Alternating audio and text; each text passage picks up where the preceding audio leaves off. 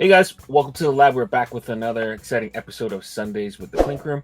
Today joined by Seamus the Skunk, aka Michael, or Hi. Michael, aka Seamus the Skunk. Sorry, Mike. How you doing? Pretty good. How you doing? Good, man. Glad to get you back on the show. You're really flexible and excited to do it, so I'm excited to have you back. Yeah. Let's get right into it.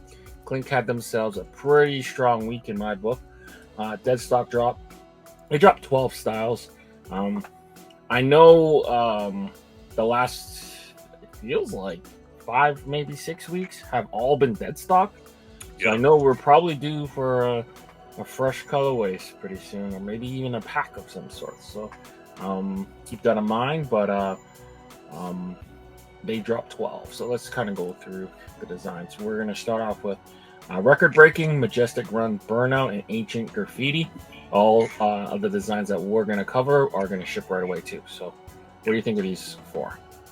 So I grabbed Burnout right away. Yep. I'm a big fan of Milosh, so that's always a given. And I like he's done a couple of them now, like the Inferno Toads and the Burnout. I just really like the style that he put into it, and I wasn't 100% on how well it would turn out in the embroidery just from the initial image, but it worked out really well. Yeah. Majestic Run, man, I really wish they had kept that in the original thread colors that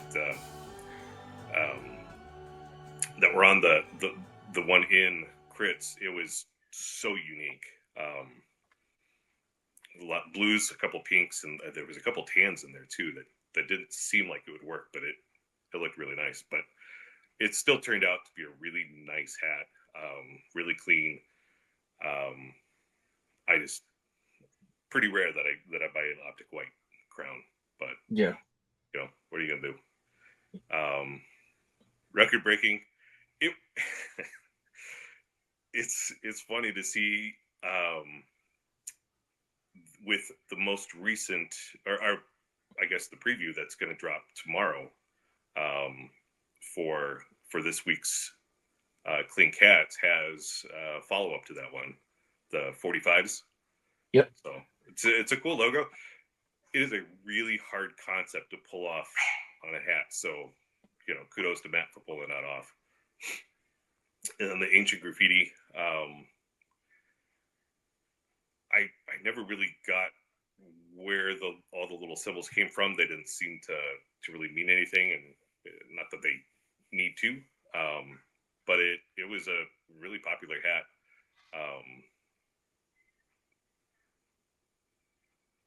Yeah, that's a pretty strong week. I'm with you. Yeah.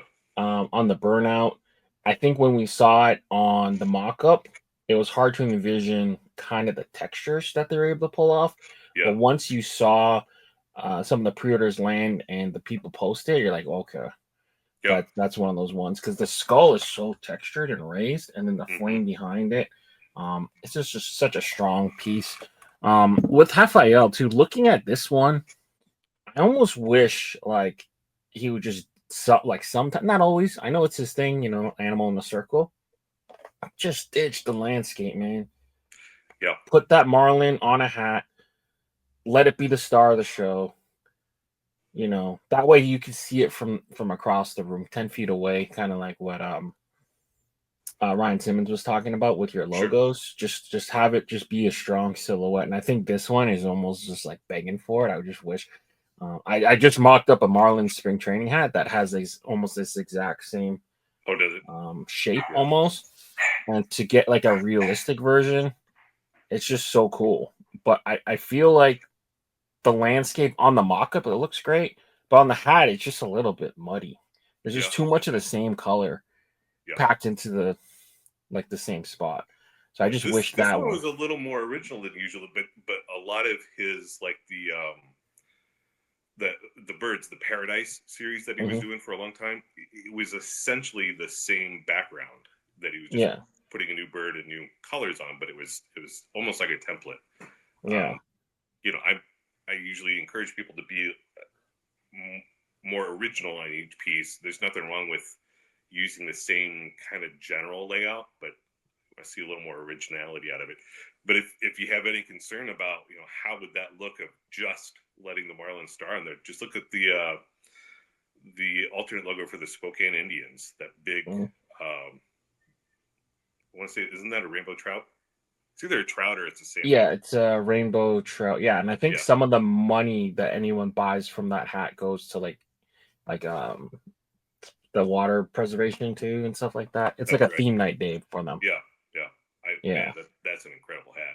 So yeah, or even Gwinnett Stripers. I mean, that one's a little bit more cartoony, but like just let the hat be the hat. And it's similar because we were off air. We were talking a little bit about T-shirts and screen printing, and sometimes you're limited in colors. And same way as a hat designer, you're limited to how many colors you use. So sometimes you're using the same colors in the foreground as the background. That's where it becomes something where you're just not letting the main star be the star attraction. That's all. I know, like, if you add a little landscape, like you're gonna get like better votes and all that, but like final product wise, like, could you imagine, Burnout had a crazy background? It would just take away from just that logo. It really would have, And even Ancient Graffiti, it was such a cool mock-up, and I grabbed it based on the mock-up, I think, mostly. But like now you can see it here. There's nothing really letting the dude in the front kind of stand out. Yeah. The ones that are solo, to me, stand out way more than the ones that have these crazy backgrounds. But I get it though. Like, sometimes you're trying to pack in stuff, and maybe like someone will add a vote, and it does better in the voting. But as we saw even this week with a lot of the hats that went through were straight from the queue and not from voting. So something to consider.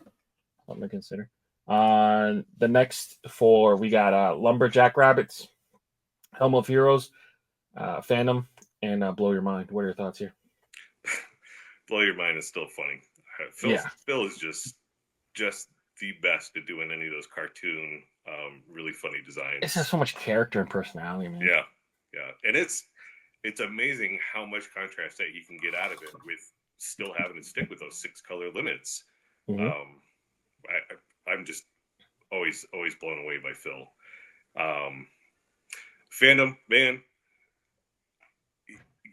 Clifton's really riding the popularity of that one and trying to get every incarnation that he can out of that one figure. And hey, it worked really well that time. So it's a very simple, straightforward, but just like you were just pointing out, there's nothing on there to detract from it. You can see exactly where it is, no matter what you are, no matter where you are in the room. You know exactly what it is.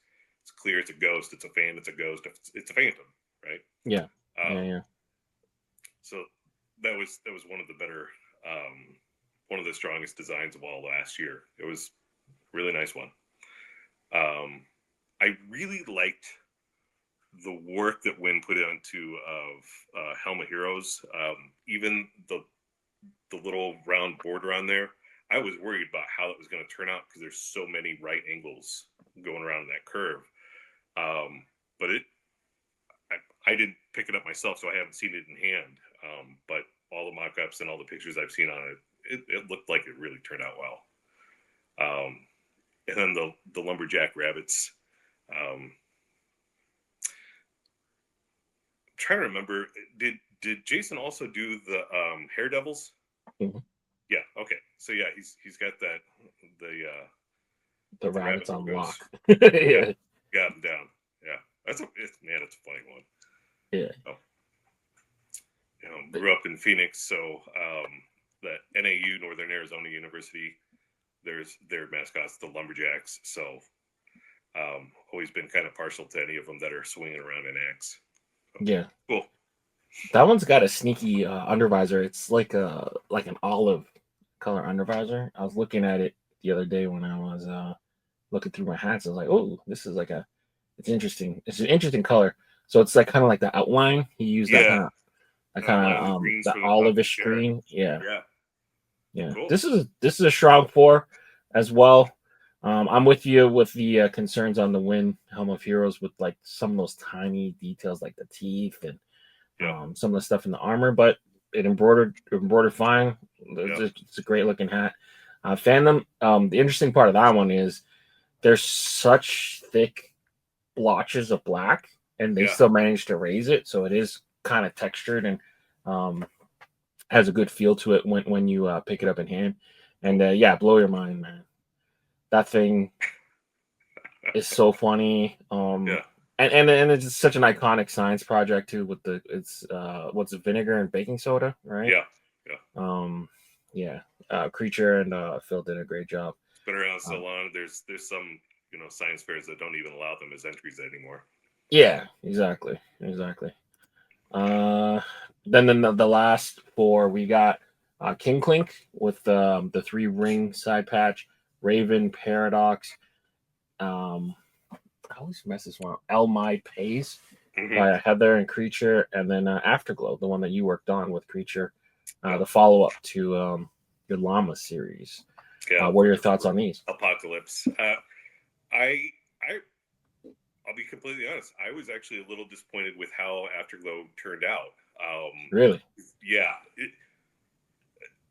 Let me clarify that. So the Apocalypse, exactly how I submitted it, that's exactly the size that they did it up, and also with light 'em up, the neon clink glasses, the size that I put it in, that's exactly the size that I got done on the hat. I think I got a little too close together on like the yellow and the orange, so they decided to put it all together with a black fill around it. And the previous one didn't have a fill to it, so since they added that, they had to shrink the logo just a little, and it kind of muddies up that middle a little. So I'm not disappointed in the hat. I should have thought of that. That it might need to have that fill to get it embroiderable. So that was on me. But otherwise, it's still a fun one, and I really like the colors on that one. Raven Paradox, that was one that I didn't order initially from the mock-up. I couldn't see how that was going to turn out because there wasn't any contrast going on in that one. Yeah. But it really turned out really nice. I'm probably going to pick that one up myself. Then the King Clink, that's pretty fun. Efren Yeah. did a good job on that one, and Yeah, he's got that little. yeah, you got the little chain. Oscar's just a hell of a guy, so it's it's fun to see those things come up. But that pack that came out around the same time that Caffeine did, that with the purple crown, Yeah, and that, it was the same colorway essentially. yeah, that didn't seem to. I don't know if it was the side patches or what the story was, but it didn't seem to ring with the fans that well. So I hopefully enough people really got it to enjoy it, to really made it worth the time. That's the hard part of doing one colorway in a Yeah, pack, because if it doesn't hit, none of them are gonna hit. You know what I yeah, mean? yeah, So it's tough. I think the ones that do the best is when they do like thematic curation and it's mm-hmm. similar style colors, but not necessarily have them all the same. That way the collectability Sure. kind of goes up. Because like if the colorway is like mid to okay, like you might pick up one. If the colorway is really good, you might pick up maybe three, maybe Yeah, four. yeah, But if it's like they're all different colors, the theme is hitting, and you nailed it, some people might pick up all six. yeah. So it just depends on what they're going for. And the LML pie, I never actually saw any photos of how it turned out. I imagine that with the amount of small detail that went into that one, um, from looking at it, it looks kind of flat to me. So that's a little disappointing. They usually have the room to have something kind of puff out. Mm-hmm. maybe the skull is punched out. I feel like the skull and the outline and a bit of the mountains, maybe. I don't know. It's hard to tell. Yeah. So I don't really know what it is either.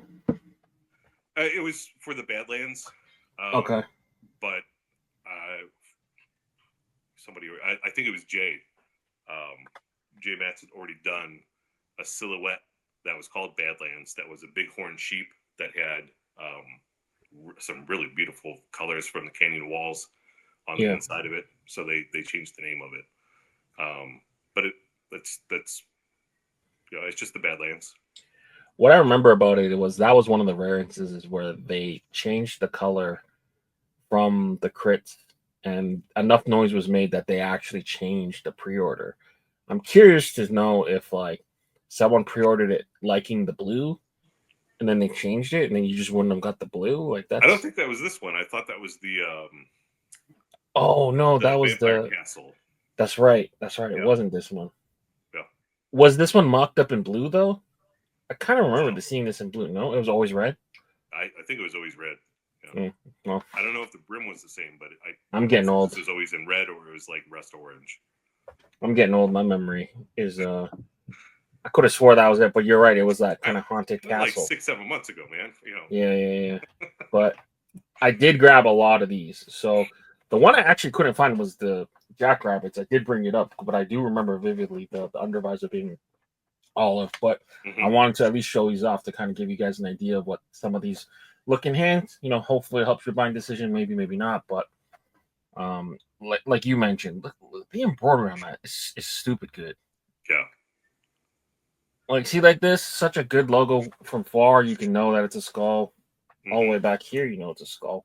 But up close is like where the real action happens. Like the texture of the flame, the skull, is so good.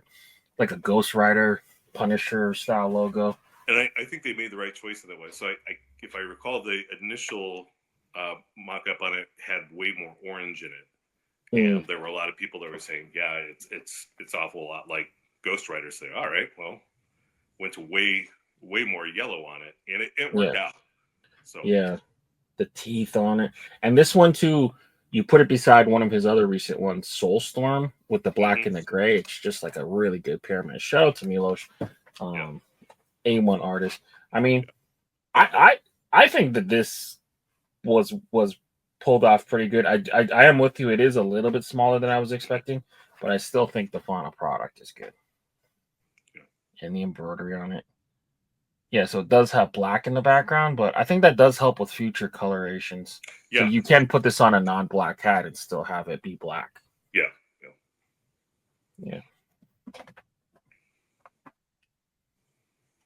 All these embroideries, man.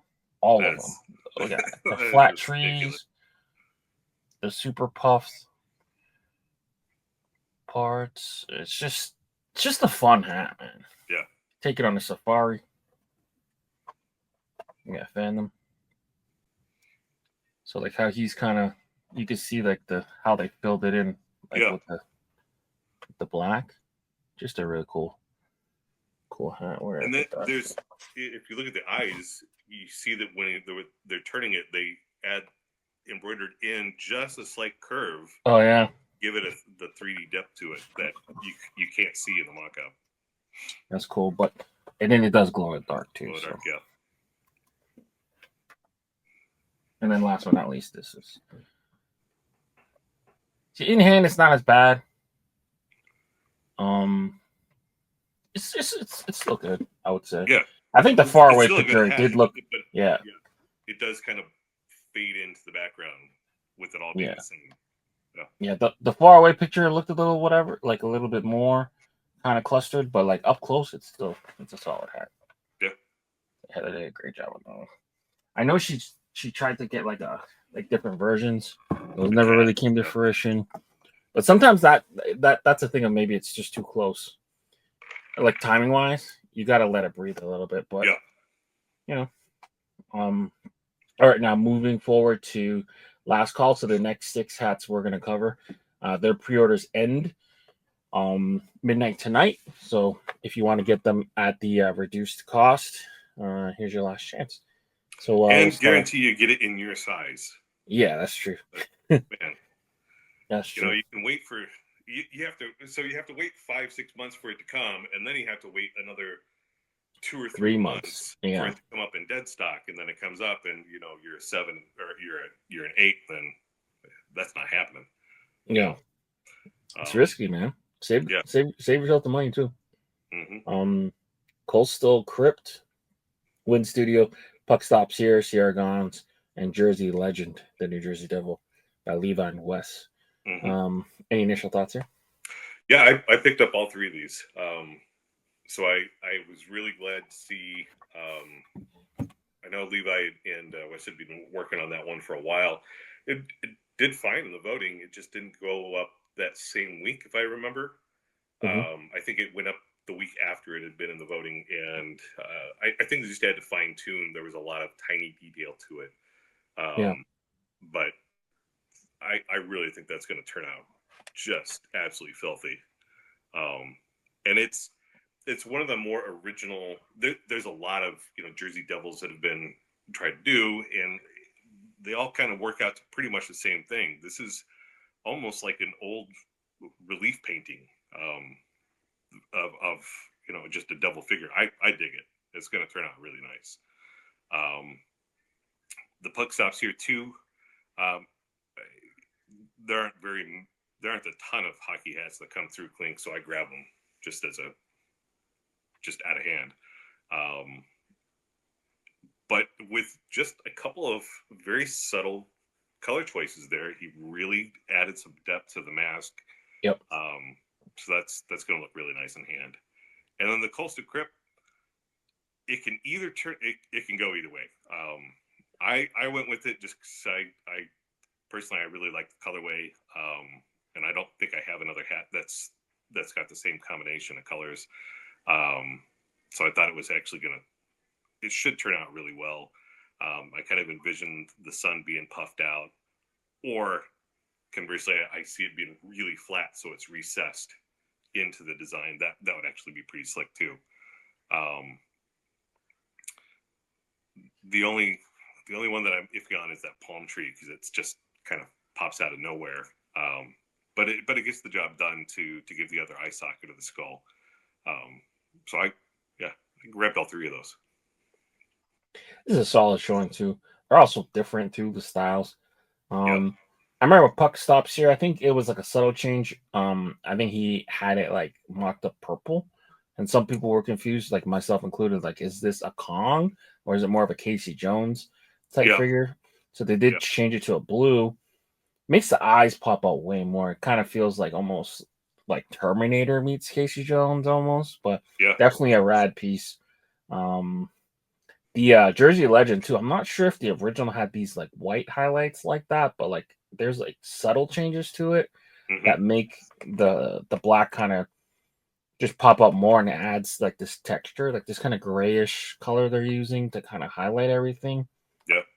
Against the like the already gray, there's a real cool subtle change. I don't remember if the original had it or not, but that's a solid piece for sure if you're into like the cryptozoology world. And Coastal Crypt, cool idea. He ended up kind of doubling back and doing like the Skull Island with the Skull guy kind of in the same kind of area. But I mean, if this one's successful, you jump right back into that kind of trope again. It being like March and still cold. I'm dreaming about like, feeling the sun again and seeing the sun. I haven't seen it in like 4 months, it feels like. But yeah, solid trio, I would say here. So I want to just hit a point when that you were talking about the Puck 2.0. I'm curious, who decided that Kong's classic colors are purples? Because if you go back, if you just look at Kong in the gallery, there's only a handful that are purple. They're all over the place. I think gray and because blue were I think because Clink's native colors is that kind of lavenderish purple color, so people just assumed. Yeah, you're right though. Like some of the first Kongs were just like black.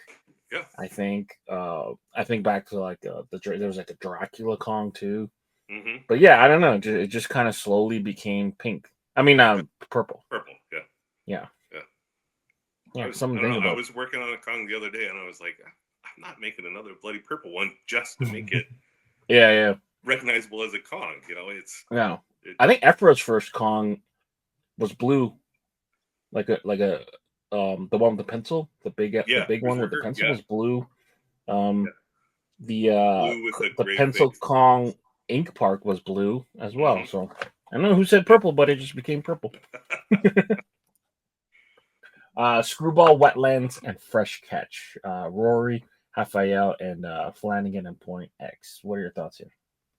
So I grabbed Screwball right away. That's such a clean cat. It's so Yeah, good. it is. It really is.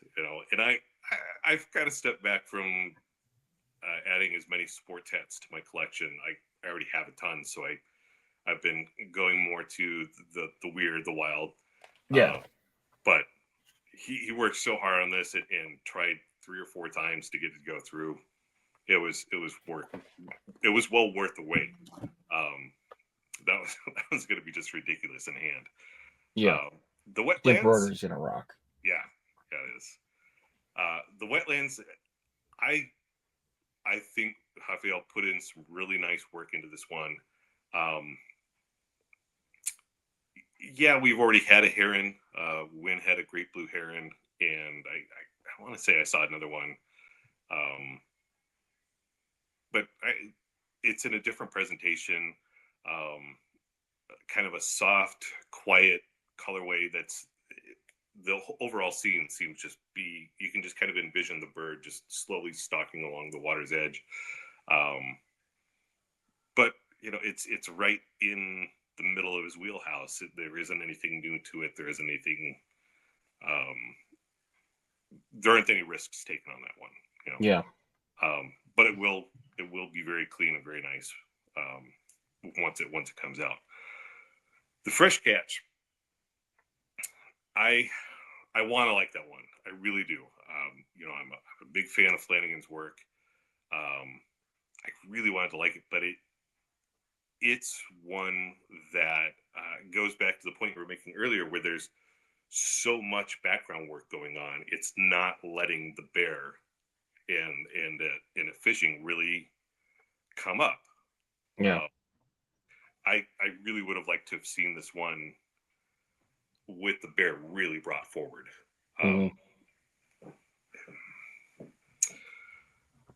Yeah, I'm with you. I just wish you just zoomed it in and it was just a bear biting a fish. It would be so cool. Yeah. Just the head almost even. But landscapes do well. Two landscapes right here. They made it through. I'm with you though with the wetlands, and to a certain extent the Fresh Catch. It's like you're so limited in the colors now. You're forced to use the same colors of the trees with the bear, and then with the wetlands you're using like orange color rocks, same color as the cat, the highlight of the cattail, and then the sun. It almost looks like a Japanese flag too. It's just like you Almost, just wish you just got a cool heron logo. Cut it off and make it a S. He kudos to him for breaking the outline and really he is starting to work on breaking the outline and getting it to extend beyond just the circle. So that is outside the norm for him. So that is some innovation to it. But the other problem with having to use those, just the limit to the colors and doing so much landscape to it flattens the whole thing. Because you don't have anywhere near enough to do highlights and the highlights and the shading. So it just makes the entire image pretty flat. Yeah. The Fresh Catch has more depth to it than the Wetlands does, but it's a lot of brown for the overall image. Yeah, exactly. And Screwball to me is the highlight of this one. I think when we did have Rory on the show, this hadn't got through yet. And for whatever reason, I assumed it was, and I felt bad when I was talking to him. Like, yeah, it was Screwball's presentation. I didn't make it. I'm like, what? Screwball didn't make it? Thankfully, he resubmitted it in this kind of new colorway with the I don't even think he made much of a change. He just submitted it again, and then it just went through. Yeah. But I was so surprised. It's like, this is such a Clink hat. It's so fun, sports. It's funny, the high res colors too. It's just, that one to me is a perfect hat right there. Yeah. The only thing bad about it is that we didn't get it earlier enough. I mean, but Right. they righted that wrong, and it's in there. So shout out to Rory, for sure. But now we'll get into Monday Morning Critz. These next 20 hats that you'll see will be up for voting tomorrow. So if you want to see them hit the shop, make sure you guys go out and vote. CBS Inc. Rage Kong. Originally, he submitted this kind of in like a Sasquatchy colorway. Yeah. I see he kind of pivoted and turned it purple and made it a Kong. So we'll see if this helps. I think there was spit in it before. Yeah, he had flex. He got rid of the spit around the mouth. Yeah.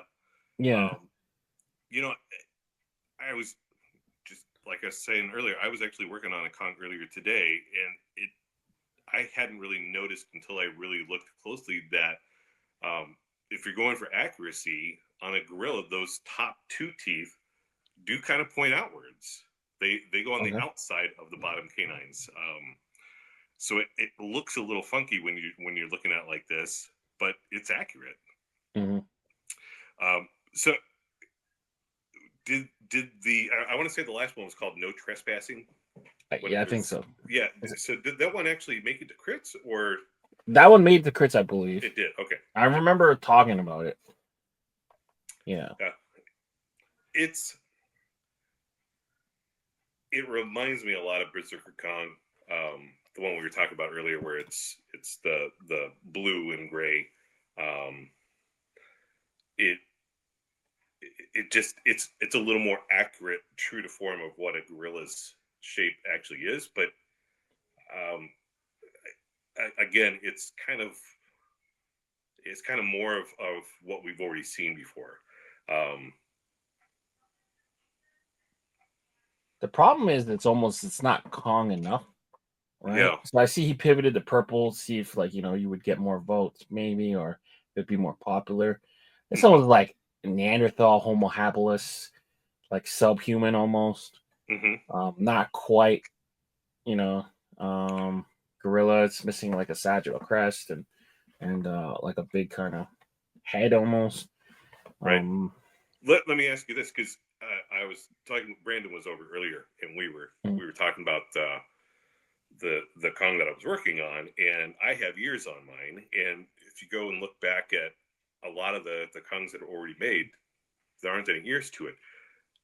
Do you think if just getting rid of those ears that are right there will make any difference?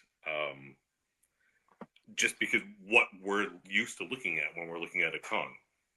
I don't know if the ears, because it definitely looks more humanoid. Like maybe because I can't erase the view of the Sasquatch thing he did, because it just looks like the purple version of the Sasquatch essentially. They don't scream Kong to me other than the colorway. I don't remember enough of the No Trespassing to remember what other changes that were made in there, so I really couldn't say. Yeah. This is almost big enough to do, like, this could almost be like a Hercules thing where he's wearing the Kong head and the inside or under. You even get rid of the bottom jaw and just have him be in there. That'd be kind of cool. Like, it's almost begging for it. You could put a skull underneath. Skulls do well. But you'd have to kind of shift it a little bit, kind of rotate it, but just kind of have him like Hercules style, where he used to wear that lion skin. He's just wearing a Kong skin. That could kind of work. And then you're just combining multiple tropes that vote well: skulls, reapers, and Kongs. Might work. I don't know, but it's a cool piece. It is. There's nothing wrong with it. Yeah. I don't want to give the impression that I don't like it or anything like that. It's very well done, and it's very clean. I want to see more when I see a new Kong. Yeah, maybe like a couple scars, maybe weathering, maybe like a slit ear, maybe chipped tooth, something. Honestly, I kind of miss the spit. Yeah, There's when you're thinking of rage, they're foaming at the mouth and exactly, screaming away. Yeah, exactly. But this is good. Able to embroider yeah. crazy. I Oh think yeah. the more I look at it, just from I get rid of the bottom part. I just look at just the face. It Mm-hmm. does look like a chimp almost, Yeah. kind of like Planet of the Apes, kind of. But yeah, it's a good piece. Yeah. Number 2, pizza dough. I feel Nice. like this was in. Was this in before? Maybe This, not. yes, yeah. It was just either last week or the week before. Yeah, but he added the But topping. it was a dark crown, and I want to say it was. I don't remember if it had the circle or not. You guys, he had credited you guys with giving him a couple of good suggestions on there, and he did a good job with it. Yeah, Adding a little bit of scroll work to it, and I really, I really like the little silhouettes of the the topping. ingredients. Yeah, Yeah, yeah, yeah. I yeah, think that was my suggestion, if I remember correctly, yeah. to add the thing and then add the kind of like the filigree and all that kind of stuff. Hmm. Yeah, cool to see him put it in action. This Yeah, is like, I think the problem is like when you're doing stuff like this and you blow it up, there's and you're never gonna mimic it, but there's so many little fine lines in money just yeah. to I guess battle like the forgeries and all that stuff. Hmm. And I feel like this almost is like either it's missing it or the differences in line weights make it seem kind of, because like the pizza is like a certain thickness, Yeah, but then yeah. like the kind of ribbon there, it doesn't match that same line weight. Right. And then the silhouettes of the ingredients is cool, but they're almost too small. So you Almost. lose a Yeah, lot of like the little details. So yeah. I feel like the concept's there though. It is, and I get having the little kind of starburst behind the top piece because that's what the all-seeing eye Yeah, is on the back of the dollar bill, but it's so fine, and it's so especially thin. when it's so thin and comes to such a sharp point, it's not going to embroider well on there, so they're going to have to um I would imagine they'd take out about half of them and then at least double the thickness of each line if they were going to embroider it the same way. Um, I mean, you're almost better off almost making it negative space and just mhm. expanding the burst and then embroidering it reverse where you get the green in there. Yeah, And then you almost have the space just be negative space and just let that stone crown kind of show through yeah, yeah. instead of you embroidering on top, because you're not gonna, yeah, like you said, you're not gonna, how you gonna do the line and then all of a sudden it's gonna be sharp. It doesn't embroider like that. No, it really doesn't. And that's just Jake's. He's not new to hats or coming up with coming up with designs, but he is newer to actually putting it into execution himself. So I think that's just kind of those growing pains that he's gonna figure out what Yeah, balance you have to do. But you're right. The scroll work there, the lines are very thin, um, especially when you've got the pizza slice over it that is super considerably thick. thicker. Yeah, yeah. It's tough too because when you look at the money, you're like, damn, they put so many like lines in there, and you Yeah. want to like kind of emulate Oh, that look. trust me, I But know. Yeah. yeah, I mean, you've done it. You've done it. So Yeah. yeah, Um, it's a rad concept though. I yeah. just feel like the execution. That's where he's gonna need to like lean into Casey and the squad there, because um they'll definitely help. Because like Yeah. even like the pizza behind the ribbon, you kind of lose it. You almost want the ribbon to either like go up in front of it almost or below it. I Yeah. don't know, but it's right there though. Yeah. It just needs some tweaking. I think as long as it votes okay, I think they'll do him a solid and kind of fix the problematic areas. Yeah, Um, I think yeah, if you just simplify the ribbon, because it's almost necessitating such a thin line to yeah, get the double bump. you have on each side. So maybe you simplify that a little bit. It'll allow you to have a thicker line on there, so it'll be more consistent. Definitely. Yeah. Definitely, but it's a cool piece for sure. Pizza dough. It is, yeah. But yeah, hopefully it gets through. Number 3, 19th hole, Soundwave. I believe it's like he said it was a gopher, I believe he said. Yeah. It's kind of going with the Caddyshack, where Bill Murray, the groundskeeper, is fighting the gopher the whole movie. Mm-hmm. Yeah. Yeah, it's a funny piece. I don't want to put a negative spin on it, but man, golf designs. Yeah, it's hard to get them past, right? Clink, is really hard to get a clink, a golf clink hat made. They just don't usually resonate with the voters.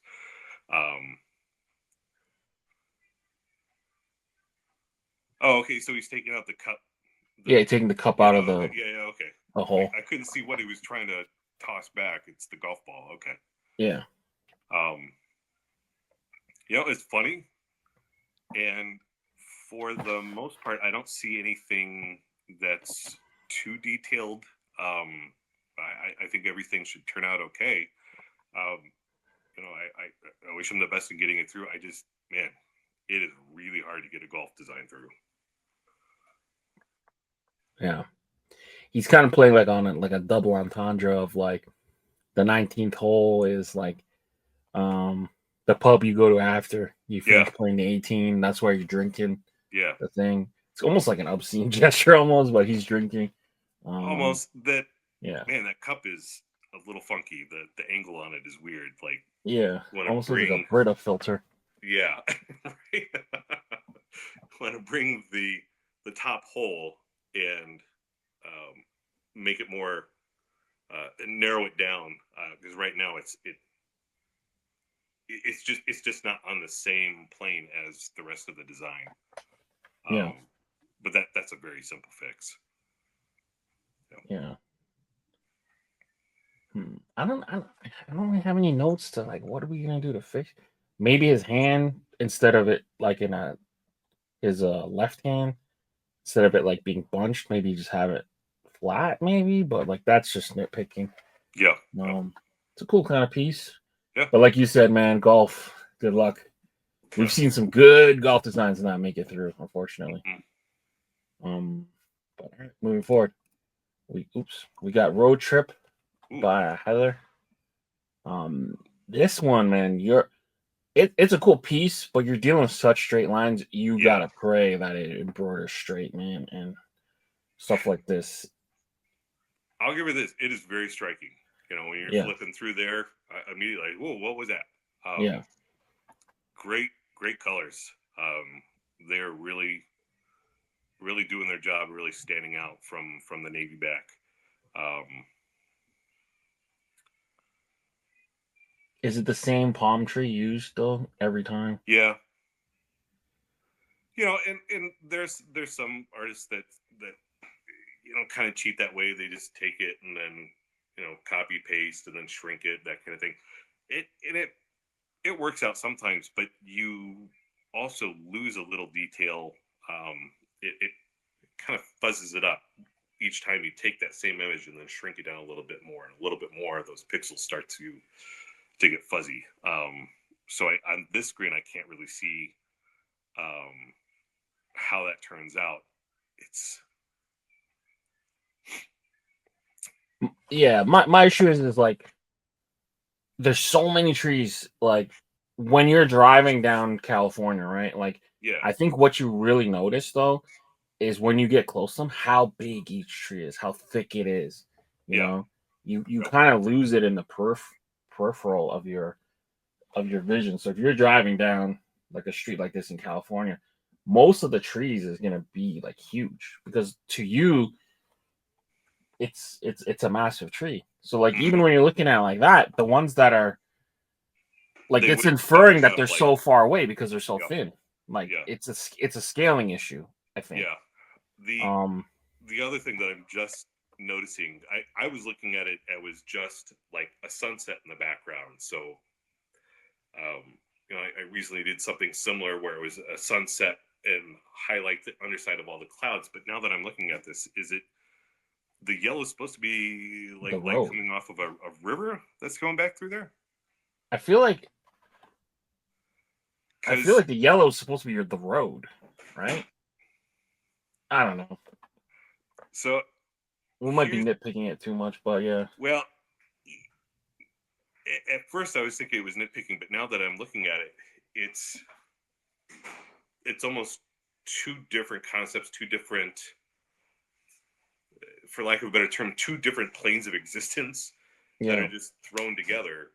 So you have the trees that are going back and curving down into the distance that way, but then the road or the trees or whatever, they're going up and away, exact opposite of what the trees are saying is happening. Yeah.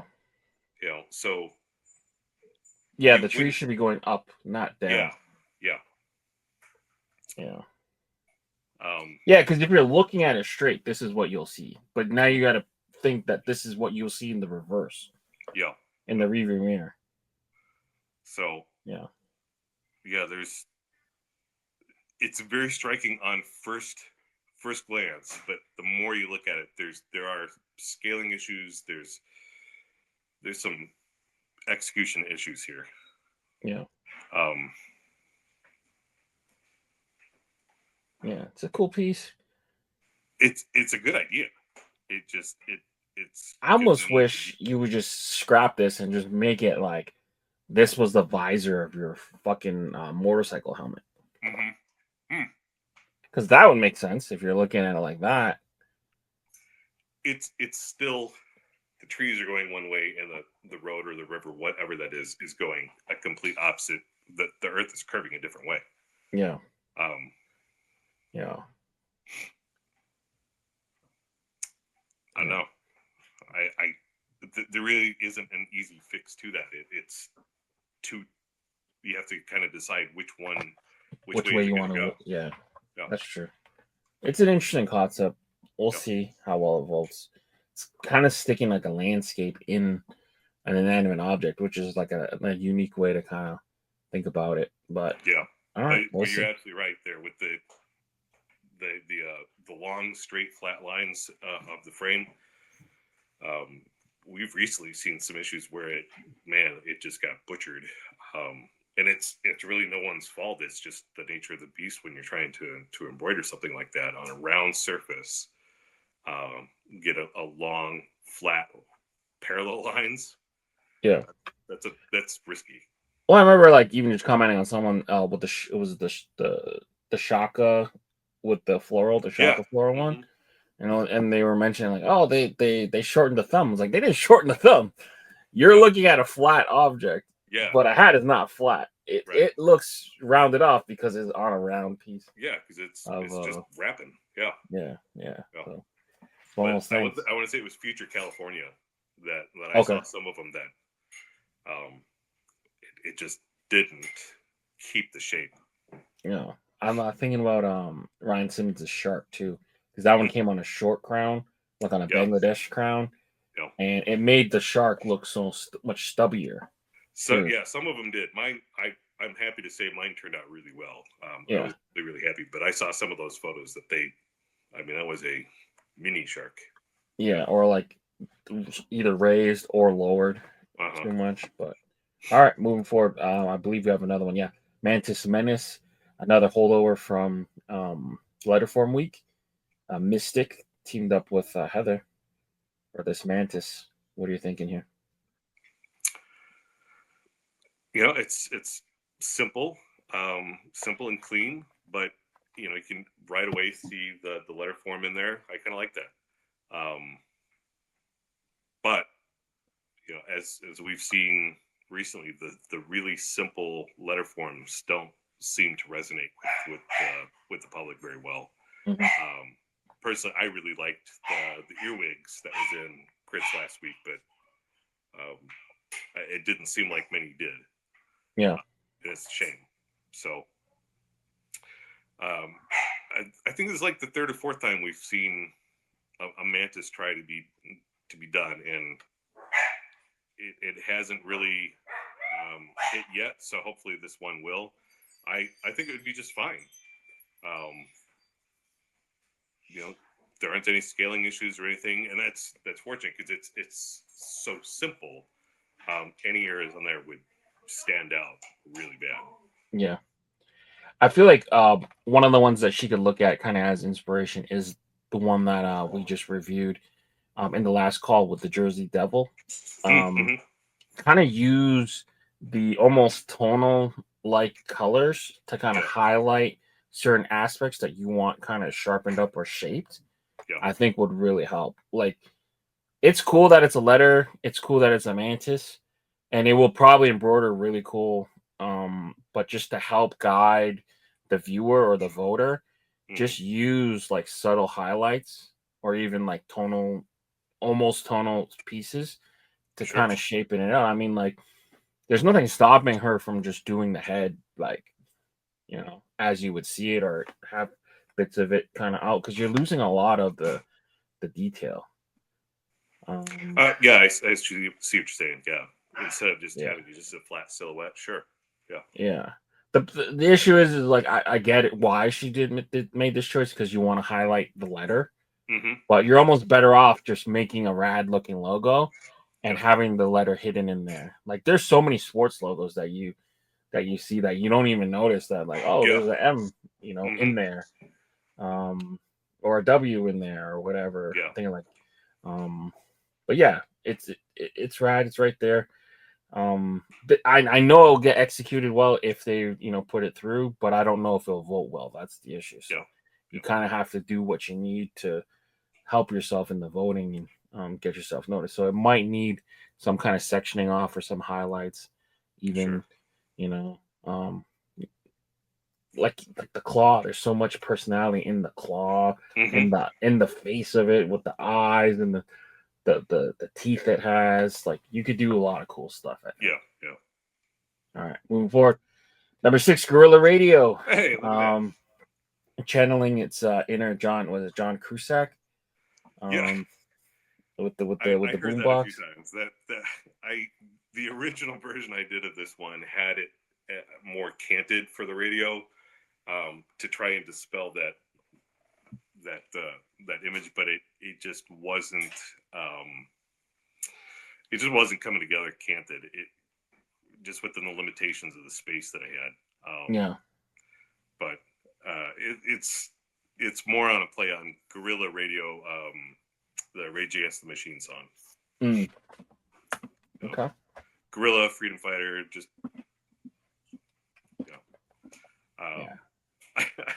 I do really like this one, and I hope it gets a good showing in the voting. This is the third or fourth version of Guerrilla Radio I've tried to do, and gone from a full figure and then to a kneeling one, and now we're just the torso, and I think this is where the buck stops. I'm curious though if you were to just make him hold it in one hand instead of the sides, just hold it in the middle. Originally, the very first one, were the very first two, he would just had it in one hand. But there's an older Clink, Beat Kings, that it was the same. It's too close. Like, it was just the same pose again and again. It didn't matter how I positioned it; it was just too close to it. So, let me pull that up. Beat Kings, you're saying, right? Oh, okay. Yeah, his was like kind of on the shoulder. Yeah. Sorry. Yeah. Maybe. Yeah, we'll see. Hopefully you won't need to know. And this makes it. So this was the one you were talking about, not making a purple Kong? Yeah. Yeah. Originally, I wanted to. I hit up Casey trying to get the pattern for Woodland Camo. I wanted to do them all green on the Woodland Camo, but I never got the pattern for it and got tired of waiting, so I changed his color so it would go on a different colorway. And I really dig this colorway too. Yeah. Cool. Yeah, rad piece. Oh, you wanted to go like camo to like kind of like play into like the guerrilla warfare guerrilla. Yeah, exactly. Yeah. Cool. Yeah, yeah. I mean, this is a rad color too. All right, moving forward. Time is money. Benny Frank is back. Point X. What do you think here? That's it's funny if you take that clock that he has around his neck and bring it up about 3 times, then you've got Flava Flav clock going on. Mm-hmm.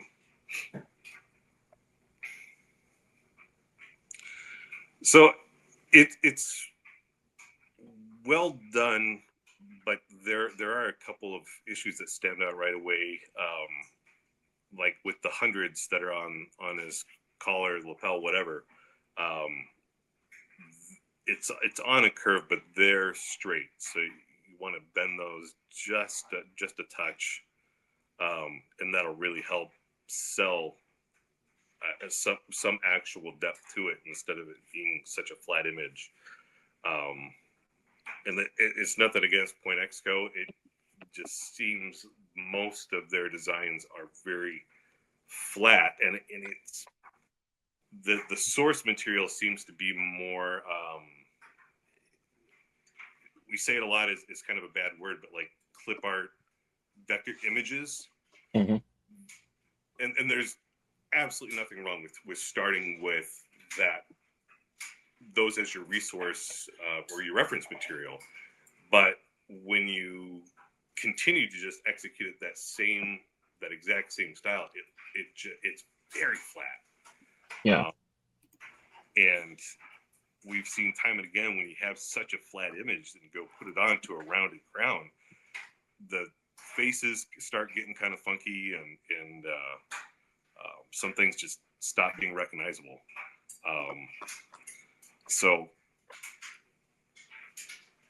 I think anytime you can put in those little touches like rounding it out, to give it some depth, to give it some actual raised possibility, you really got to nail those.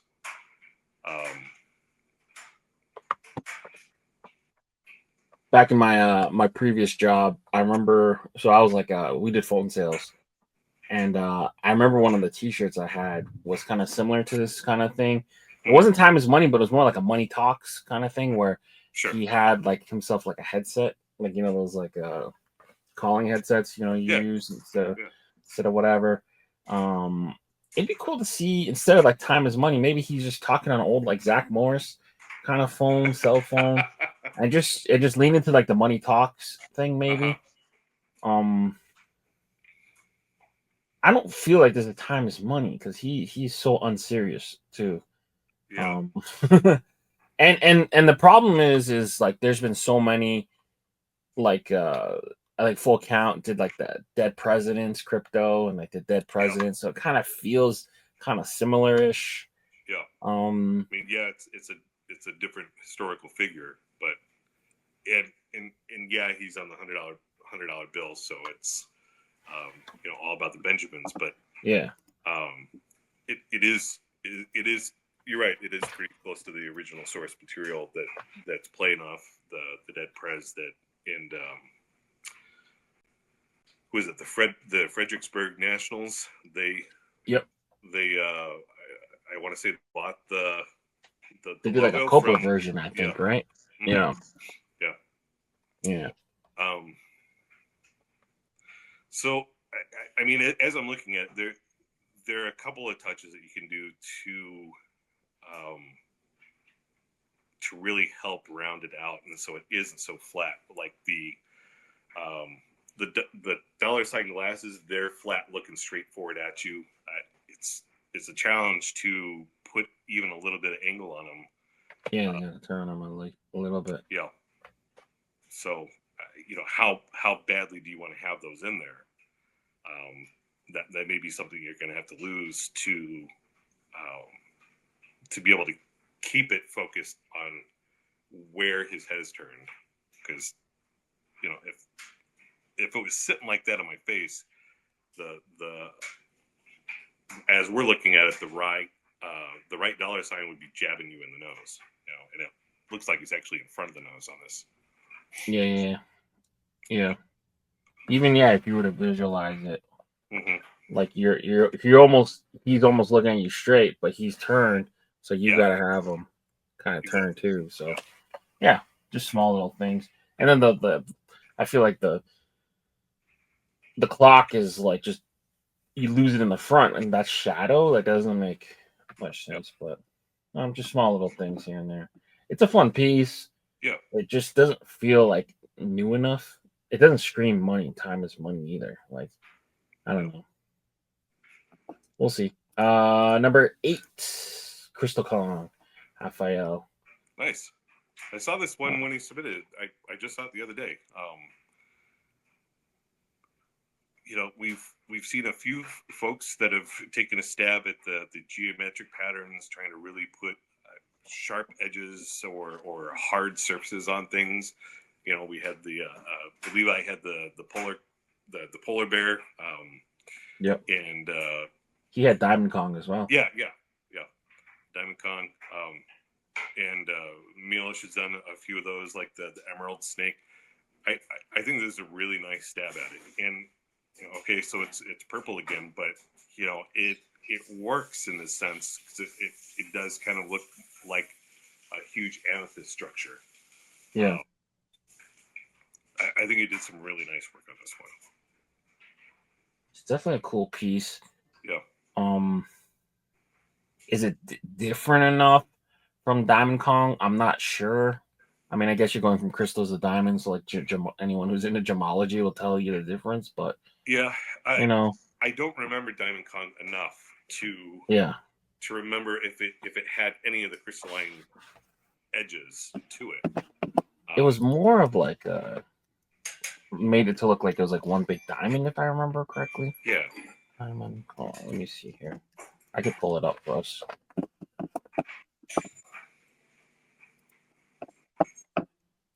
So it's kind of like this. Okay, yeah, it was different enough. Yeah, I would definitely say it's different enough. And he didn't try to force in like any of the little glimmers, the little starburst things. So that was a wise choice, because that would have been that would have gotten lost in there. It just would have been too busy. I like it. I think he did a really good job on it. Yeah. It's a cool piece for sure. All right, Raphael, good job. Number 9, Flanagan Studios, bringing us to the Crow's Nest, teaching us a little bit about ships, because that's the part of the ship at the top of the mast, I guess, where you can kind of sit. The lookout is up there, yeah. What do you think here? I only have one concern on this, and I love the design. Patrick did a great job on this one. Even the smaller crows, those are going to turn out well. There aren't any. Yeah, some of the feathers on the silhouettes are a little fine, but I think that'll be okay. It's on the mock-up. It's huge. I mean, this would be sitting up here somewhere. So it's gonna have to be shrunk down, and that's when I'm afraid that some of the details are going to be too small to embroider. So I know why he makes it that large on there, because we all know it's going to get shrunk. We all know that Clink is going to resize it to whatever it needs to be that's on there, and you want to present the most appealing mock-up on it. Yeah, you're almost cheating though. Right? you're almost cheating though, because you can't embroider 5 millimeters from the bottom and take it almost to the top, because you're almost kind of cheating here, and you're packing in so much stuff, and like I feel like your real hat gotta end around here, man. It's around maybe even here, but most likely it's around here. Oh wait, hold on. I was highlighting the wrong stuff. So I feel like your hat really ends here. Here, there's no cursor there. Your real hat ends here. Yeah. And maybe here if you really want to push it, but it's mostly this is your area, really. Yeah. And you're way outside it. That's the issue. So it's a good piece though. I love the design. I really the crow do. is And massive. I think he did a great job on it. But that's a massive crow, though. Yeah. If it's to scale, that's like a 6 foot, 8 foot wingspan crow right there. A small issue too is he's missing a foot or a leg, right? Because you see his right leg is out, no left leg. Yeah, and he's missing an arm as well. But his arm, they're so long, the crows pecked him to death. Maybe maybe the bones fell away. Yeah, I don't see any issue with that. Yeah. The rope almost makes it look like that's his other hand. Even though I know it's not, but like, it's like he's holding the pole almost, falling over. But it's a cool piece, scaling issues, I feel, and like you mentioned, he's coloring outside the lines a little bit. And we understand why. I mean, we understand why, and there in his defense, there have been several others that have really pushed the limit on that for a long time, and no one gave them any guff about it. So he's just trying to get the most visually pleasing to see on it. I mean, when you're looking on it to go vote, you're looking on a small screen, so you got to make it as visible as you can. I get it. Yeah, of course. Artist, though, just keep in mind it's about 2.5, maybe 3 inches tall to about 6 inches wide. That's all you get, man. That's all you get, unfortunately. But yeah, good work, Flanagan. We got the Bad Bass. Nice. Josh Foles. I love Josh Foles. I love his work. He has his niche. He has his really very distinct style. It's all kind of mutant, kind of dark imagery. If it's funky, he can nail it. I really like his style. My thing is, it doesn't necessarily look like a bass. It doesn't. It's almost like a stonefish, but that's my only critique. I do love how you reversed it. Instead of having like, how we use fish as bait, he's got like a human as bait. It'd be cool too. Maybe he had like a instead of a skull and crossbones, it'd be like a fish and crossbones. Maybe in his sweater or something. Or maybe an arm tattoo. Is it just missing something? Maybe, I don't know. Maybe an arm tattoo. Like he's using an anchor or something. I mean, you could do something with that, but he's really balancing the detail without going to tiny fine points. The only thing that I think might have any trouble is embroidering it all would be the teeth on the skull. But if you're going to have him biting on a line, the teeth got to be there. And then the little scale details on the forehead, only because I think I'm seeing the black in another color, and then the darker green behind that, and that tends to be trickier when you've got 3 colors all lined up in the same spot. So that could be an issue, but I think overall, it's called Bad Bass, but it's playing on badass. So does it have to be a bass? I don't think it necessarily needs to be, but at first glance, the only thing that sits off to me is the throat, because it just the way that the lines are coming, I'm seeing a turtleneck. It's just oddly way all the way up to the jaw. But then I stop and look, and I can see that it's just a pale white, just a pale white from the underside of the fish. So that could just be me just picking that up. I don't know if anyone else would see that. Yeah, it's a fun logo too. It's done in like that old college style mascot. Walking logo. It's cool. I put it away, but like that kind of Blackbird University kind of that kind of vintage look. I love that style of logo. This is a fun one too. I think it'll do very well. The colors are cool. I'd probably opt for like an olive button, but that'd be like nitpicking, like just to match Oh the yeah, visor. yeah. But other than that, cool piece. Clink's gonna make it whatever color they Yeah, think will do yeah, best anyway. So yeah. Or even this yellow. Bring that yellow in, put it on the button. It'd be kind of cool. But yeah, nice little piece here. Good work, Josh. Number 11, Draugr by Milos and Creature. very This is a cool rad piece. piece. Yeah. Yeah. It is deceptively simple. Mm-hmm. It looks like it's really detailed and it's really aged and the skin on the jaw or on the cheeks is hold or tearing away, but it's really not that detailed. It's just big color blocks, especially like I can't tell if it's hair or if it's just part of like the headdress on the helmet. Doesn't matter. The way that it's stylized there,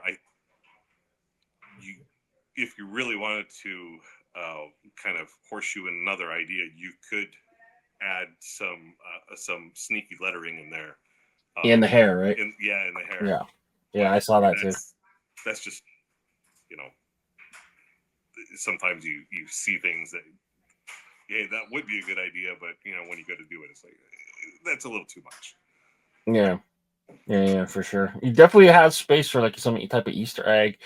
You were playing with some like the Norse symbolisms and stuff too. So even if you were to hide like a Norse symbol in there somehow, because these Draugrs are undead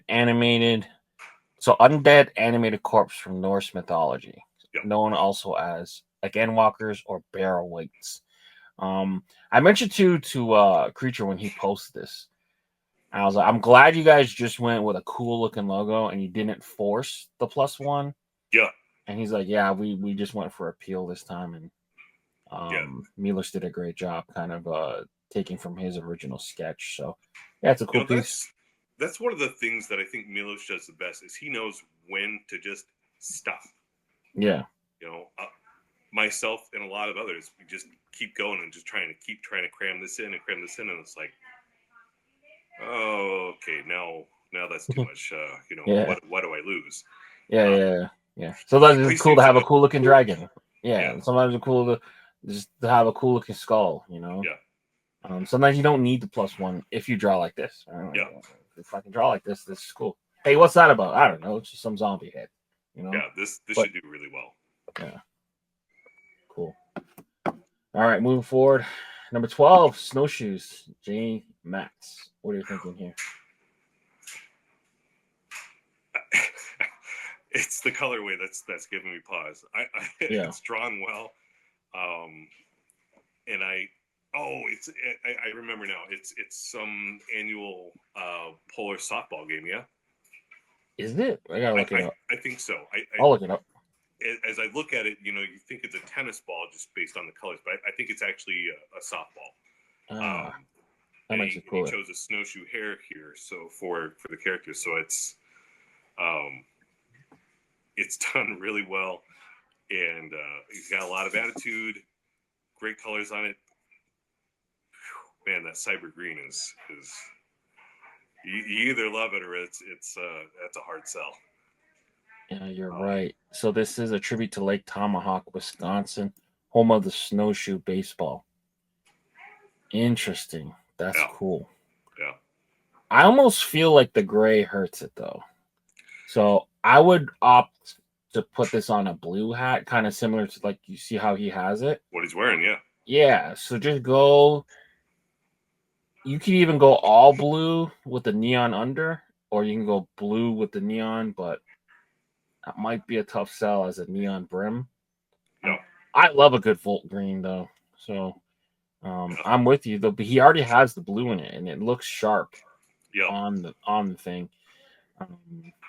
Because the gray makes it feel like he's playing rocks almost, because he's I don't even like the rocks that are flying up, it's not snow color, so right.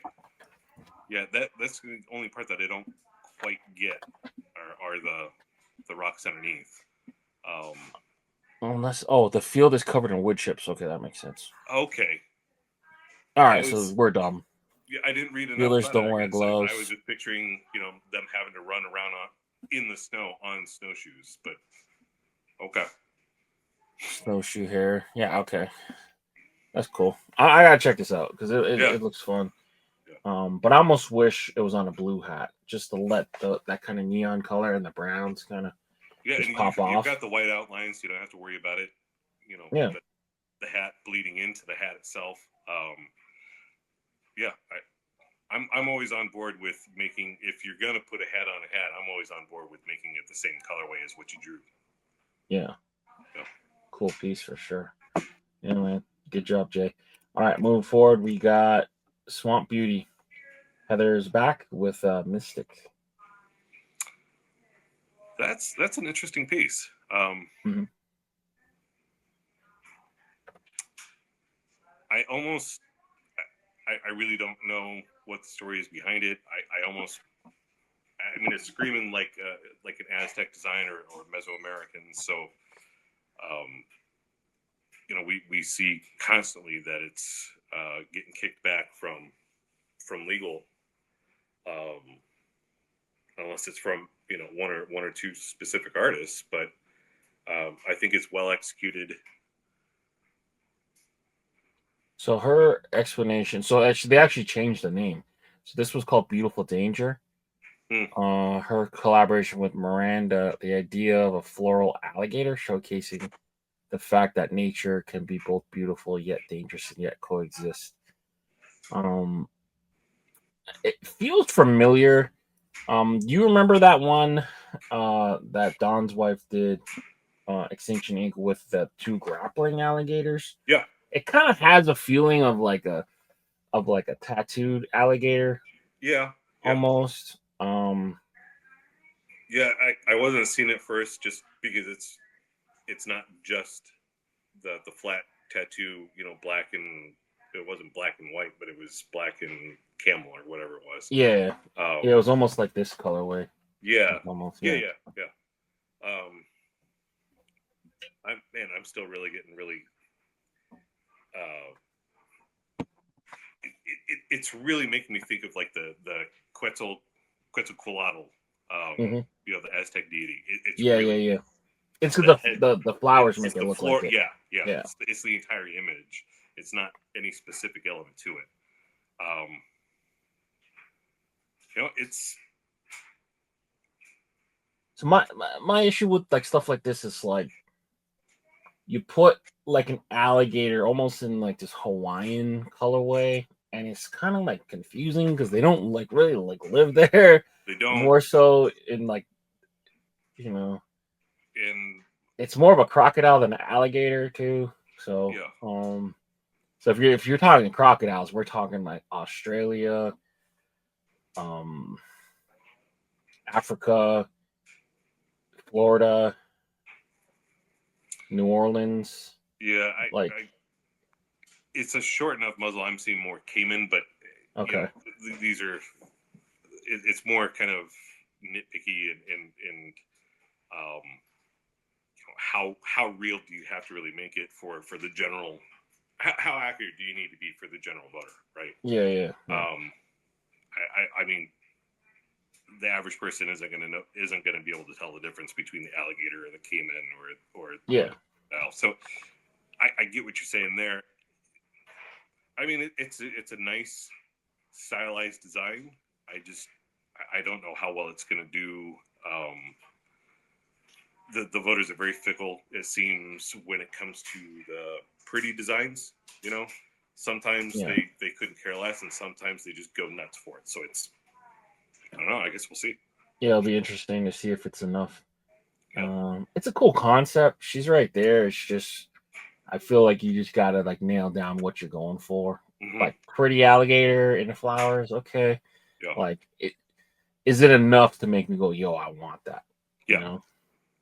It's almost like it's riding a line. It's like not feminine enough, but it's not like almost like strong. Like you know what I mean? Like Yeah. you almost gotta pick your lane. Almost like it's kind of half I'm with half. you. Yeah. So So you're right. It's not particularly feminine, and it's another one that's, again, it's necessitated just by the restrictions of the medium we're in, but it's really flat. Yeah. I guess we'll see. We'll see. Yeah. All right, moving forward, we got number 14, armchair quarterback. God, I love this one. Yeah, this one's fun. Yeah, the old timey couch too. Yeah, and this colorway is perfect for it too. I mean, it's got that faded, weathered look to it, with the walnut against the sky blue. That is that armchair, man. Phil, you're nuts. This armchair is just absolutely crazy. I think I had one of those, with that really drop back orange. Yeah, I mean, this is absolute perfect execution on this. Super fun. Yeah, I don't have anything else to say. I mean, it's great. I saw it just last night when he. I hadn't been on Instagram for a few days and went and looked and saw this one. And I was like, yeah, that one's going to be in the shop really soon. Yeah, super fun. So, yeah. He's utilizing that trick that a lot of people are doing too, where you're doing that almost tonal outline too, just to give it that little extra space. Yeah. Yeah. No notes. It's a good piece. Yeah. Great job, guys. Yeah. All right. At number 15, Mothman. Another kind of holdover from the Letterform series. M for Mothman. Josh Rolls, what are you thinking? I would like to see the under be that same red. Yeah, so I want to say the color on the fabric would be bright rose. I don't know if or even like a lava too. Yeah, lava would do well, just for some nice contrast on there. But I get it. It's not for everyone. I like them, with that bright rose under. That's one of my favorite undercolors. But the execution on this is spot on. It really could have been entirely too busy with the feathers and the wings, and he did just enough to make it look like it's all feathered. And we've seen a lot of Mothman come through just in the last year, and they already have. I mean, how many did they were Hokobos, weren't they? Either him or Siak, one of the two. Let's look it up. Yeah. So they had, he had 3 or 4 versions of that one, and a new colorway. But Mothman is a very popular cryptid, so it comes up a lot. You really got to distinguish yourself to get it to go through with, plenty of them in the gallery already. So Josh really nailed this one. So we got 2 versions of the Mothman and then 1 X-ray version, which was real cool. I almost would want to challenge him to invert the black with the gray. Just make it more black than gray. That way you can kind of really push out that red. I don't know if it'll fundamentally change the logo itself, but I would would want to see that be darker almost. Sure. And just have the highlights be the dark color as opposed to the dark colors be the highlights.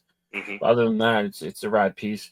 Super texture. You could probably, I can just imagine how textured and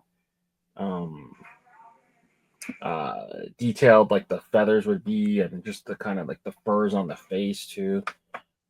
I really like the antenna that he did there. You don't often see them do that feathery antenna that moths actually have. So, exactly. It's a nice little touch. Yeah. This is a good piece, man. A really strong week so far from Josh, I would say. Moving forward, we got Precious, my Precious, from Junker and Levi. What are your thoughts here? So this is a blue potato beetle, if I remember correctly. Hey, I like filigree. it's tricky to get embroidered. So it's a very visually appealing design, and it's well executed. And Junker is still new to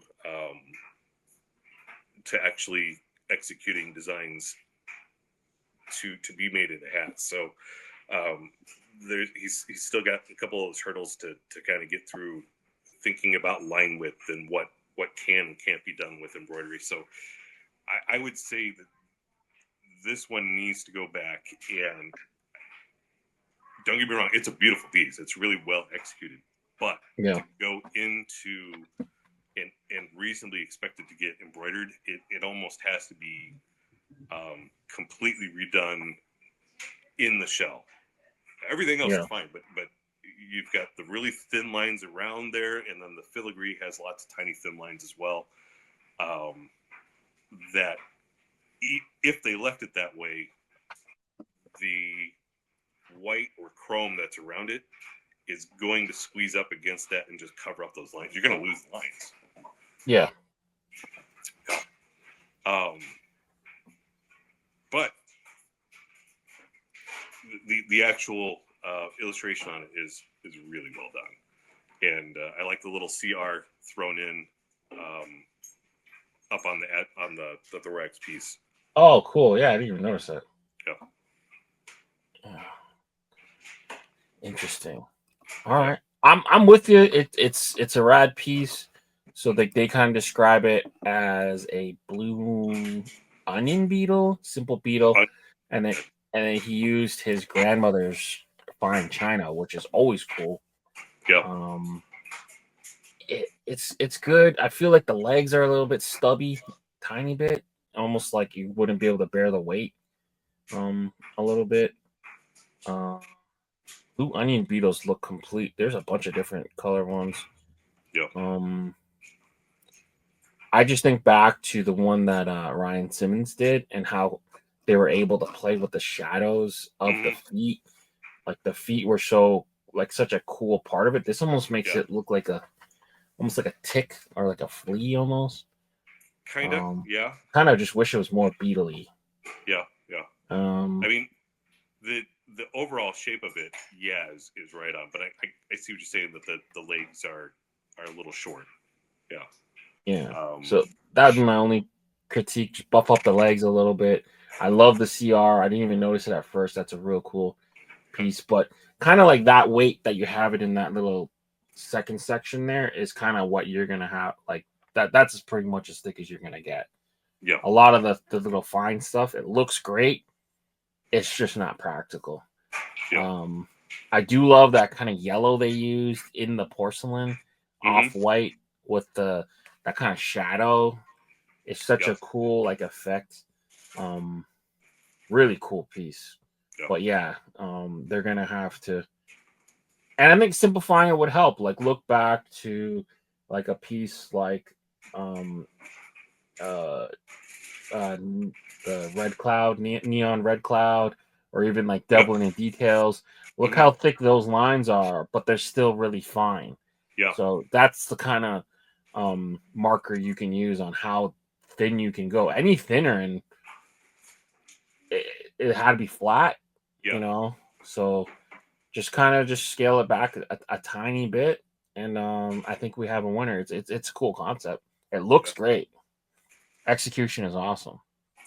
Just the practicality portion of it is like, either you fix it or Clink's gonna fix it. Like, you know. And then if Clink fixes it, then you don't really have as much say in the matter. Much say in it, and it's probably going to turn out pretty different from what you had intended. Yeah. But cool piece for sure. Good job, Junker and Levi. Number 17, Poison Fungi. So the crazy mushroom is back. Yeah. What are your thoughts? Made some nice adjustments to it. I didn't really dig the first one. Was it Killer Fungi? Was the first one?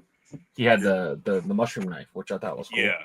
It, there were some elements that worked well with it, but the overall thing, to me, was not a great aesthetic. I want to say it was the way that the lines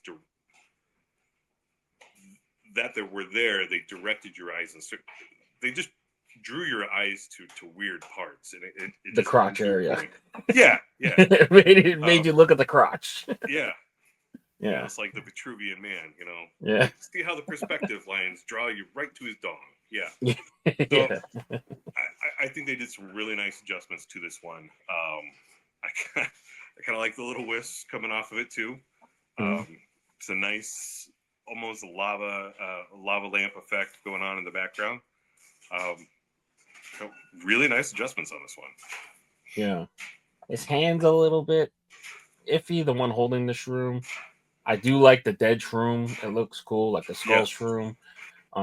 I do like the suggestion he took where it's like his leg is reaching over. That kind of almost like a skyline almost, but of like the forest. Yeah, rad piece. I don't know if you need the two big beetroot beams. Doesn't really add anything to it, other than hold it together.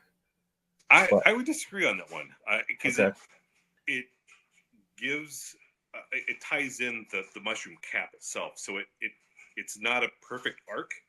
Okay.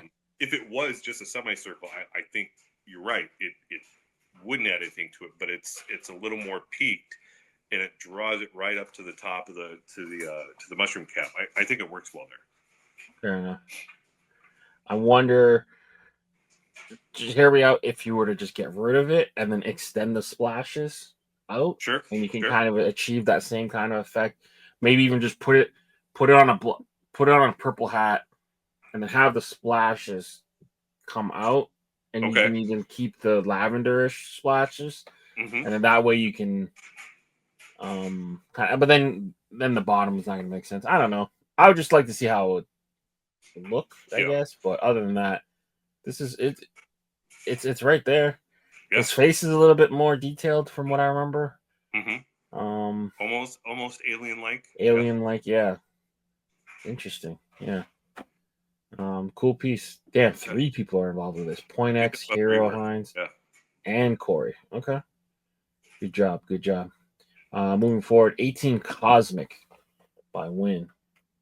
It's almost like a space currency. That's yes, cool. That was the word that was coming to mind. Space currency. It's the galactic federal currency. Yeah. Man, we're seeing a lot of fine detail this week.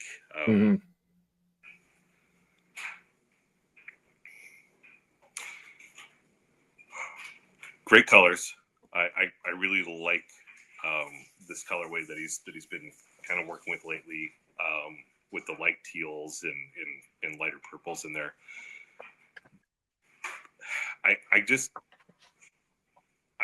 It's something that we've seen a lot of times. We've seen like Sierra. I feel like tackled this a lot. Sierra's done, and he's done a lot with the alien heads and kind of cryptocurrency kind of things. And, yeah. So it's not that he's cheating on it, but you also know those lines are. He has enough experience that he knows those lines are too fine for some of this, especially the really light lines in the ellipsis there. They're just too fine to be in that big fill area.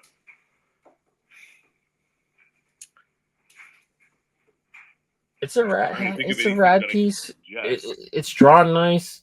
Yeah. I almost feel like there's not enough to kind of separate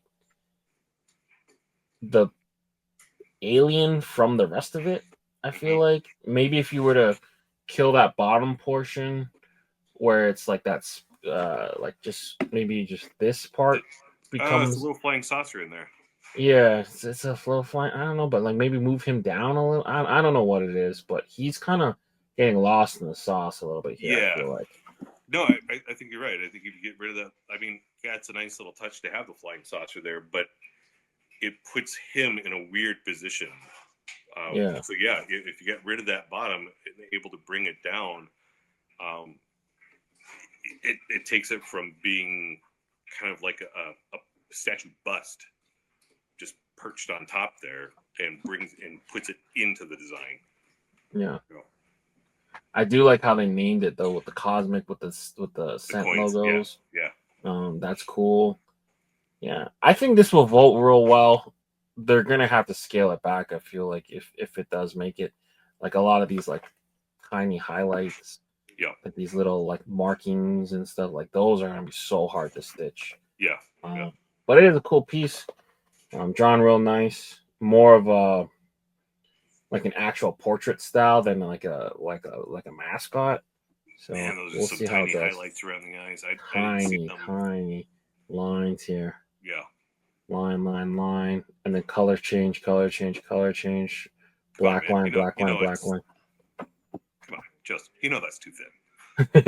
Yeah. Yeah. We'll see how it votes. It could vote well. I can see it voting well. Yeah. All right. Moving forward, we got the Panderos. John's been fighting to get this. I think he started with Pandits, Panda Bandit, Pandits. Now he's the Pandero. What are your thoughts here? Does it need the face tattoos? It's a cool touch. I don't know if it needs it. It's a cool touch. Yeah, it's a cool touch, and it's so faint. I just don't know that it'd make any difference if it wasn't there. Yeah. It doesn't add anything for me, but it doesn't really take anything away either. If one of these is going to go through, this is the version. It's the color is good. German. Yeah, I dig it. Yeah.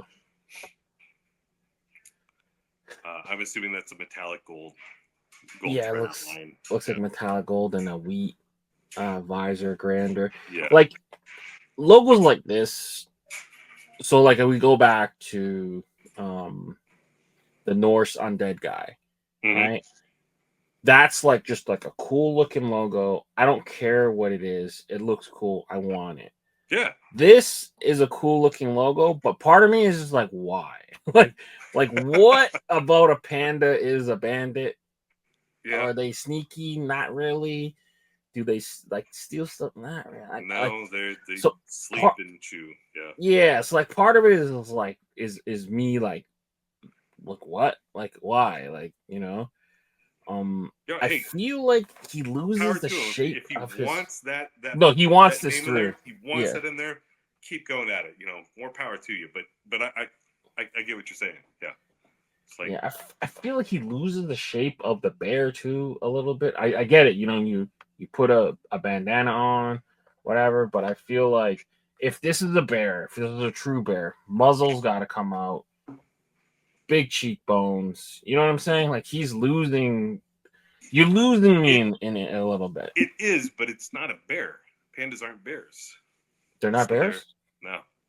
What? They're not bears. What are they? Pandas are not bears. This is news to me. The closest relative, I want to say. Oh, they're saying giant pandas are bears. Red pandas are not. Yeah. This is wrong. I don't think giant pandas are bears. I mean, as kids, you heard people call them panda bears, but I don't think. So classified, I don't think they are. I want to say their closest relative would be like, I don't remember the genus for like raccoons. Huh. So they're saying, well, okay, so Google's telling me two different things. Yeah. So when panda, not a panda, and are pandas actually bears? Red pandas are on its own. Yeah. I think the other ones, the giant pandas are bears though. Okay. Yeah, because they're in the Ursidae family of bears. Yeah. I didn't think they were. So red pandas are on Uridae. And they're closer to raccoons. I still don't think their muzzle is that long. So it's I get what you're saying. Well, their issue is if it was a true bear, I would expect it to extend out farther, but I don't. Aesthetically speaking, for like a characterized one, I don't think it makes a noticeable difference. Well, their issue is they're so white everywhere else, and then you just have the 2 black spots Mm-hmm. in the thing, and then they almost have black eyes, so you can even see the eyes. Right. But yeah, but either way, that muzzle is not panda enough for me, I feel like. I'm with you. Yeah. But, he really wants this through. Hey, we all have those ones that we're determined to. Yeah, for sure. One way or another. Yeah. For sure. I want him to get it through. Yeah. But part of me is just like, why? Do I want this? It is cool. Yeah. It's just missing something to make me want it. And I think that maybe that's why he threw the tattoos on the face, like just to kind of maybe like just add that edginess to it. But like, I'm not scared of being robbed by a panda, man. He ain't quick enough to rob me. Well, maybe me, but like, I mean, the general, like, roll around. I don't know. Yeah. All right, moving forward. Last but not least, Lucky 13 Win Studio. Almost like a tattoo, built like a tattoo. Tattoo style. Yeah. What you're thinking here? The horseshoe's throwing me off. That's the first thing that's standing out to me. I feel like the fill of the horseshoe is what throws off the balance. Yeah. Of the thing, a little bit, but because it's the rest of it is very stylized and it's working.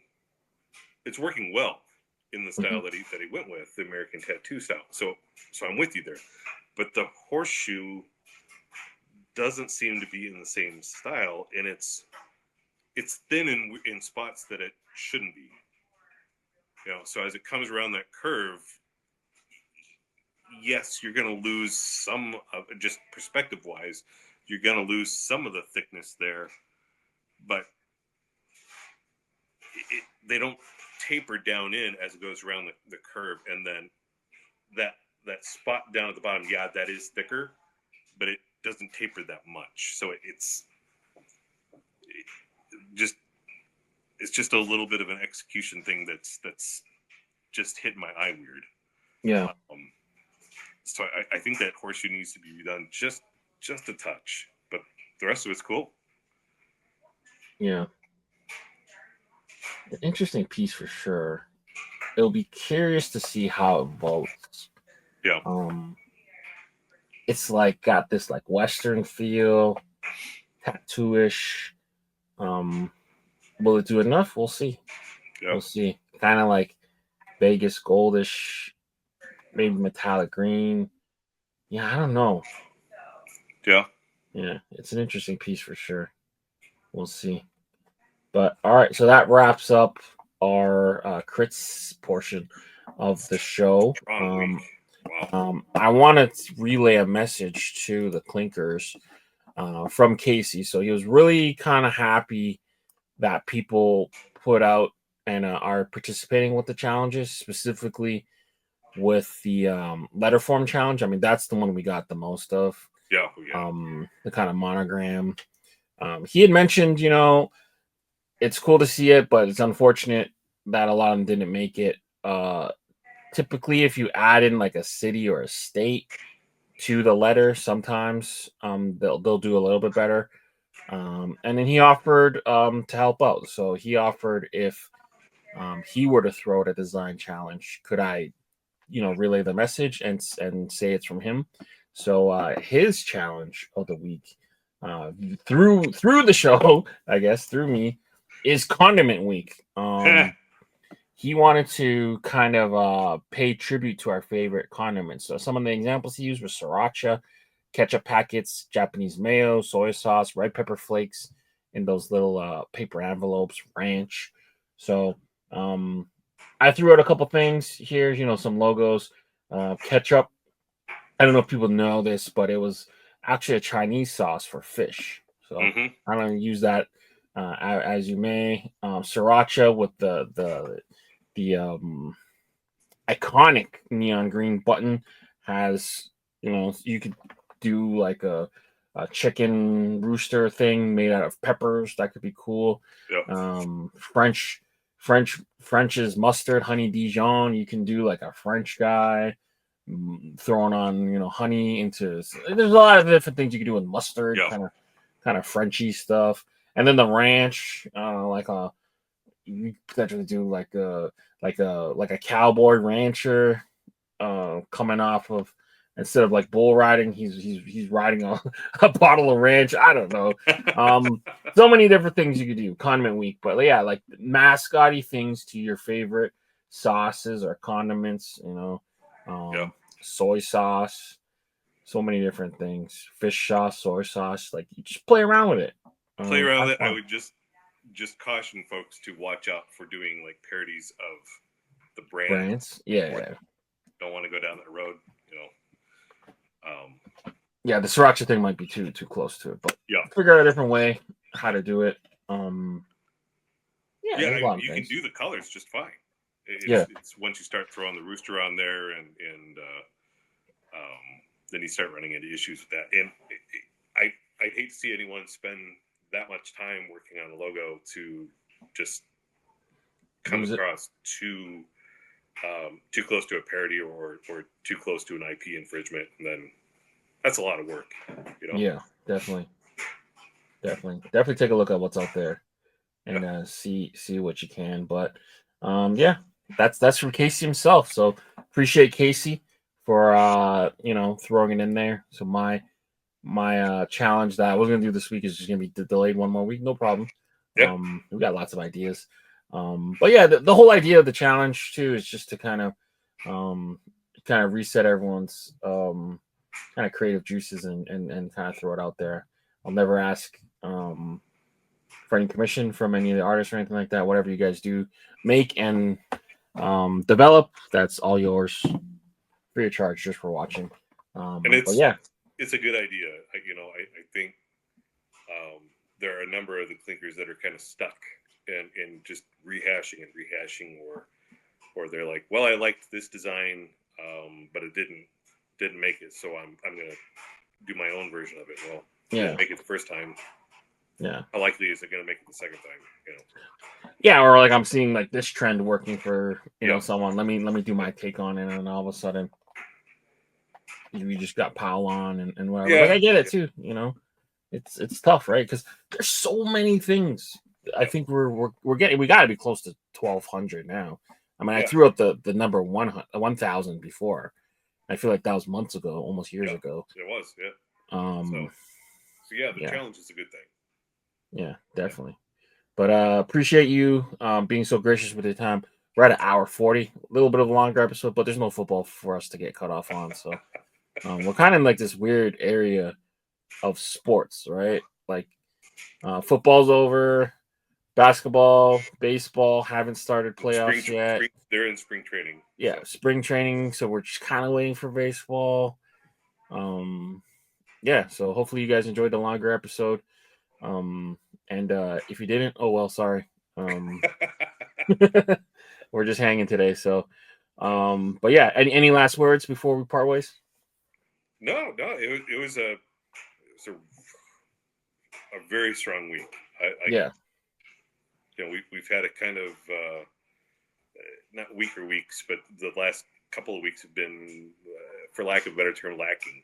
This is a really strong week. So this is gonna be a harder one to get in. I mean, what you mentioned too is like you can kind of see it reflected in what they take to the shop. So I mean, last week was only one really made it through. So hopefully it'll be better. And it wasn't even one of the higher voters. There were several others that voted higher, but I'm assuming they took a look at how would they embroider and said this. Well, it's also possible they took them, but they weren't ready for the shot. Maybe they had to make some changes too, right? So without knowing, but like from what we could see, I think the one they took voted 6th best, something like that, or something like that, and it was the only one that made it. So maybe they're just have so much in the queue that they had to get some through. I don't know. What outside information? We just always assume they just operate with the best intentions in mind. But yeah, for sure. Hats off to the Clinkers for another great week, and hopefully catch us on the next one. Yeah. For Mike and Leon, we're out of here. Yeah. Peace.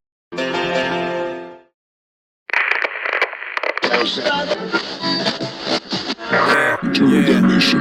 Eternal damnation. You're at the end of the world as you know it, my dude. Time is up and you out of mood, so what will you do? It's the BP mercenaries not here to...